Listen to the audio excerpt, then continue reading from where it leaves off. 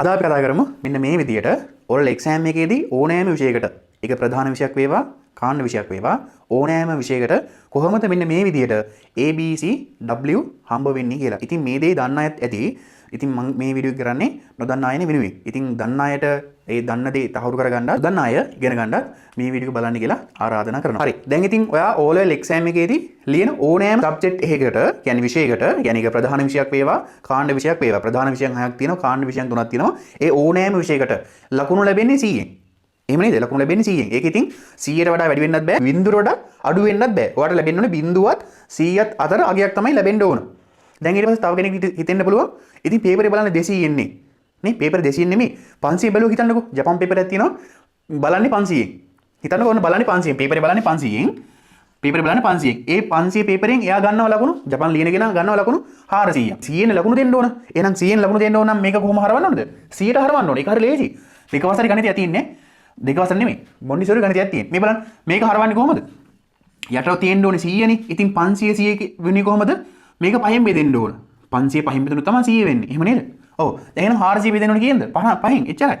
400 පහෙන් බෙදුණොත් ඒක 100 ලකුණු එනවා. 400 පහෙන් බෙදුණොත් කීයද? 48යි නේ 80යි. එහෙනම් මෙයාගේ අවසාන උත්තරේ 100ට 80යි. ආන් ඔහම රවුන්ඩ් කරලා දෙනවා. ඉතින් හිතන්නකෝ දැන් ගණන් පේපරේ බලන්න 200 ඉන්නේ. ඔන්න 200. ඔන්න 200න් ලකුණු 120යි. 120යි. එහෙනම් මේක දෙන්න හරවන්න ඕනද? මෙන්න මේ පරාසයට හරවන්න ඕනේ. එහෙනම් මේ පරාසයට හැරෙව්වොත් හම්බෙන්නේ තුරු ලකුණු 100න්. 100න් ගන්න ඉතින් මේ 200 දෙකෙන් බෙදුනොත් හරිනේ 100 හම්බ වෙනවනේ. ඉතින් එහෙනම් උඩ එකත් බෙදන්න ඕනේ දෙකෙන්ම. 120 දෙකෙන් බෙදුනොත් 60යි. එහෙනම් එයාගේ ලකුණු 100න් 60යි. ඉතින් බලන්නේ 200න් 300න් 400න් 500න් වෙන්න පුළුවන් ඕනම පේපරයක්.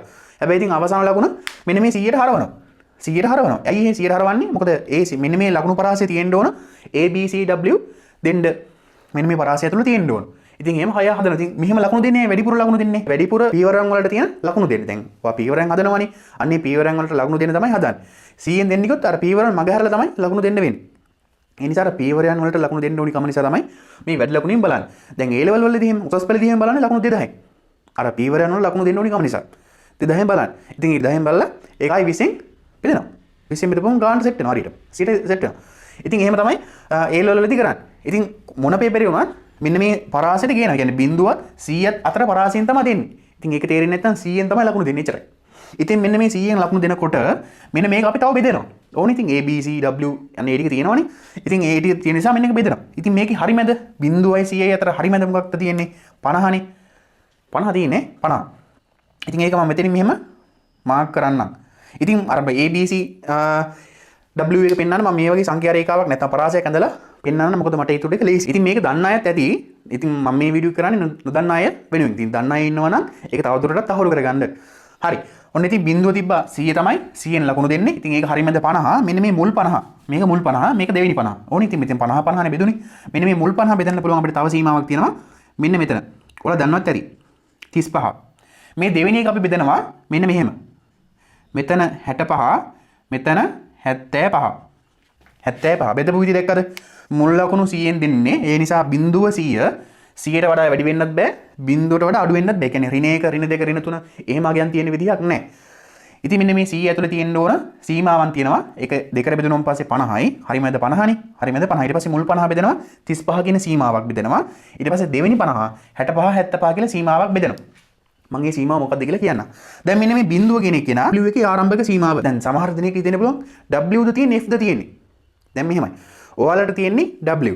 ඒ කියන්නේ සාමාන්‍ය පෙළදී මෙන්න මේ බිංදුවේ ඉඳලා 35 දක්වා තියෙන අගයන් වලට කියන්නේ W වගයක්.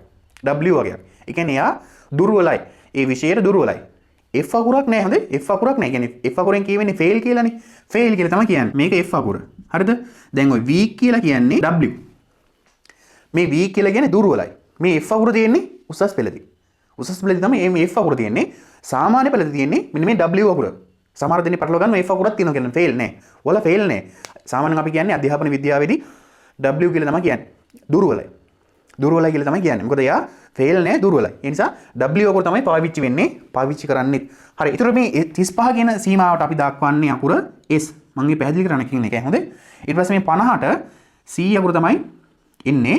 65ට B අකුර 75ට A අකුර C කියන ඉතින් මේ A අකුරේ අවසානයි. මෙන්න මේ W කියන අකුර පටන් ගන්නෙ ආරම්භක සීමාවයි ආරම්භක සීමාව තමයි බිඳුව. S අකුරක් ලැබෙන්න ඕන ආරම්භක සීමාව. ආරම්භක අගය තමයි මේ 35. C අකුර ලැබෙන්න ආරම්භක අගය තමයි 50. B අකුර ලැබෙන්න ආරම්භක අගය තමයි 65. A අකුරක් ලැබෙන්න ආරම්භක ලකුණු තමයි 75. ඒක තේරුම් නැත්නම් මෙහෙම බලන්න. මේ බලන්න. දැන් හිතන්නකෝ මේක ගන්නකො මේ. මේ බලන්න 60 නේ. C ෙන් 60. ඒ 60 තියෙන්නේ මෙතන නේද? මෙතන තියෙන්නේ. 65 ඉක්මවලා නැහනේ. එහෙනම් මෙයාට හම්බෙන්නේ මෙන්න මේ C ෙන් 60 කියන ළමයි එක්කනට හම්බෙන්නේ මොකක්ද? C එක තමයි හම්බෙන්නේ. දැන් හිතන්නකෝ 50ක් හම්බ වෙනවා කියලා. C ෙන් ලකුණු 50යි. එහෙනම් මෙයාට හම්බෙන්නේ මොකක්ද? 50 කියන්නේ C1 දෙන ආරම්භක අගය. 50 කියන්නේ ආරම්භක අගය. එහෙනම් මෙයාට හම්බෙන්නේ C1. එතකොට හිතන්නකෝ දැන් 64ක් ගත්ත කියලා. 65 නේ B එකෙන් දෙන්නේ. එතකොට මේ 64 කියන්නේ නම් යයිති වෙන්නේ C1 දෙන සීමාව. එහෙනම් මෙතන මෙයාට හම්බෙන්නේ C1. දැන් එතකොට හිතන්නකෝ 65ක් ගත්ත කියලා. එහෙනම් මෙයාට හම්බෙන්නේ මොන අකුරක්ද? B අකුරක් තමයි එයාට හම්බ වෙන්නේ. ඒ ගන්න විශේෂයට. එතකොට හිතන්නකෝ 34ක් ගත්ත කියලා කෙනෙක්. C ෙන් 34යි. එහෙනම් මෙයාට හම්බෙන්නේ මොන ලකුණක්ද? W හම්බ වෙන්නේ. W හම්බ වෙන්නේ. ඊට පස්සේ ඉතින් කියන්න එපා පේපර් මාකින් කරන කෙනා හොයලා හරි එක ලකුණක් එකතු කරાવી කියලා. 20යි 21 20යි 22 වගේ කොරෝනා වලින් මාර විදියට හෙම්බත් වුණ රටක් තමයි ශ්‍රී ලංකාව. ඉතින් ඒ අවස්ථාවේ යම් සංශෝධන වුණා මෙන්න මේ පරාසයන් තුල. ඊට පස්සේ රටේ අයහපත් ආර්ථික තත්ත්වයන් වගේ ඇතුනොත් ඒත් මේවා වෙනස් වෙනවා. අයහපත් කාලගුණ තත්ත්වයන් ඇතුනොත් ඒත් වෙනස් වෙනවා. ඉතින් ඊට පස්සේ කියන්න එපා සතියක් එක දිගට වැසන් පස්සේ මේක වෙනස් වෙනවද කියලා. එහෙම වෙනස් වෙන්නේ නැහැ බං. හොඳේ එහෙම නෙමෙයි.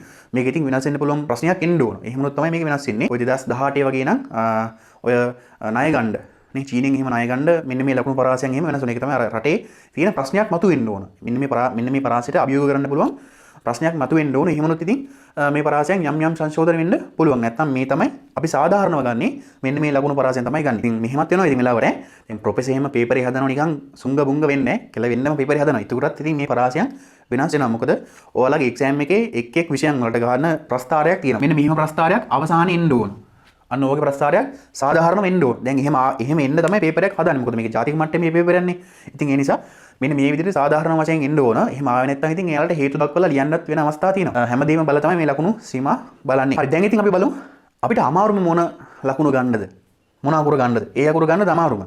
මම ඒක පැහැදිලි කරගන්න බෝඩ් එකේ මකලා ස්තම්භ ටිකක් ඇඳගෙන ඉන්නම්කෝ. මෙන්න මේ වගේ ස්තම්භ ටිකක් ඇඳගත්තා පැහැදිලි කරන්න. හරි. ඉතින් මම මෙන්න මේ ටික මෙන්න මේ විදිහට මම මාක් කරන්නම්. ඔන්න අපේ මුල් ටික. ඒ කියන්නේ මේ මොන මට්ටමද? W මට්ටම. දැන් ඉතින් මෙන්න මේ උසෙන් ලකුණු 35ක් මෙන්න මේ උසෙන් පෙන්නනවා. මේ මට්ටමේ ඉඳලා මෙන්න මේ ලකුණු 35ක් මෙන්න මෙතෙන්ට එන්න පුළුවන් නම් ඔයාලට. එහෙම වුණොත් මොකක් හම්බ වෙනවද? S එකක් හම්බ වෙනවා. ඒ කියන්නේ ඔයා ඉන්නේ මෙතන නම් ඔයාට මෙන්න මෙතෙන්ට ඒ ගන්න පුළුවන් නම් මෙන්න මේ පඩියට එන්න පුළුවන් නම් ඒක තමයි දැන් ඔයාලට තේරෙන්න ඕනේ අමාරුම දේ. ඇයි ඒ? දැන් මෙතෙන්ට ආවා කියන්නේ යාළුවා දිනුන්නේ. මෙතන ඉඳන් මෙතෙන්ට ආවා කියන්නේ දිනු. ඉතින් දිනන්න ඕනි පළවෙනි අඩියේ තියෙන තමයි අමාරුම දේ. ඇයි මම එහෙම කියන්නේ කියලා තේරෙයි. දැන් ඊට පස්සේ ඔයාලට මෙන්න මේ මෙතන ඉඳලා මෙතෙන්ට යා ගන්න පුළුවන්. මෙන්න මේ උස හරිම අඩුයි. මේ බලන්න මේ උසට වඩා හරි අඩුයි උස. අන්නේ උස තියෙන්නේ ලකුණු 15ක්. මේ බලන්න ලකුණු 15ක් තමයි මේ උස තියෙන්නේ. එහෙම වුණොත් C එකක්. මේ බලන්න මෙතන ලකුණු 35ක් තියෙනවා. මෙතන ලකුණු 15යි. කියන්නේ S මට්ටමේ ඉන්න කෙනෙක්ට C මට්ටමට යන්න ලකුණු තියෙන්නේ 15යි. පරතරේ තියෙන්නේ 15යි. මෙන්න මේ ગેප් එකේ තියෙන්නේ 15යි. හරිද? දැන් එතකොට C මට්ටමේ ඉන්න කෙනෙකුට B මට්ටමට යන්න. C මට්ටමේ ඉන්න කෙනෙකුට B මට්ටමට යන්න ලකුණු 15ක ગેප් එකක් තමයි තියෙන්නේ. කියන්නේ ලකුණු 15ක වෙනසක් තමයි තියෙන්නේ. ඉතින් මම සාධාරණව ගන්න 50 ඉන්නවා කියලා. හොඳේ. නැත්තම් ඔය ඉන්න පුළුවන් 55 60 එහෙම විදිහට ඉන්න පුළුවන්. නමුත් අපි සාධාරණව ගමු. එයා 50 ඉන්නවා.